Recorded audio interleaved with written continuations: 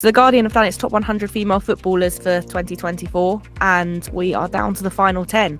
In 10th place is the brilliant centre-back Naomi Girma, who has had an absolutely phenomenal season with San Diego Wave and the US Women's National Team. She was described by manager Emma Hayes as the best defender I've ever seen. In number 9th is a re-entry, Mal Swanson. She is part of a formidable front three for the US attack, known as the Triple Espresso, with Sophia Smith and Trinity Rodman, and has been in absolute formidable form for them in Paris at the Olympics, scoring 4 goals as they ran to that gold medal for Chicago. She's contributed to 11 goals throughout the campaign. In 8th, dropping down slightly from 3rd last year, is Salma Paolo. Injury has stunted the second half of her year to date so far, but she's had a really, really strong campaign for Barcelona and is a really, really vital part of their attack. Back to the NWSL, and in at 7 is Barbara Banda. She had a great showing at the Olympics for Zambia, scoring 4 goals in Paris, but has also absolutely torn it up in the NWSL, helping Orlando Pride to a first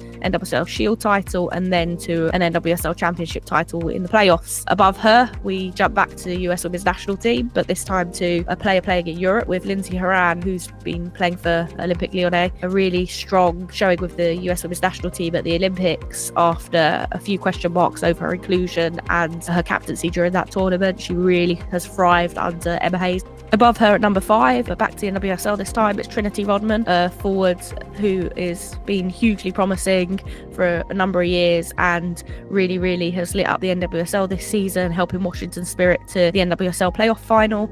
Had a great Olympics, helping the USA to that gold medal, scoring 3 goals on the way, really contributing to their tally. In at number 4, it's Khadija Bunny Shaw. We jump over to the Women's Super League. She ended last season with 21 goals, which was 8 clear of the next best top scorer in the Super League. She's an all-round forward, arguably the best playing in England at the moment. In at number 3 is the 3rd player of the Triple Espresso front three, Sophia Smith, for Portland Thorns. She scored 12 goals in 19 games, was also 3rd in the assist chart, critical to the US Olympic gold medal run, scoring 3 goals in that process. In at number 2, we've got Barcelona forward Caroline Graham-Hansen, who was 7th last year and is up to 2nd this year. She's made 40 goal contributions in the league last season, helped the team to the Champions League, has similarly started this season in red hot form, scoring assists, doing everything she's been doing in recent years that has sort of flown a little under the radar. She was only shortlisted for the Ballon d'Or for the first time this year, which has always felt a little bit of an omission. In at number 1 though, there's not much more that can be said about Aitana Bonmati, who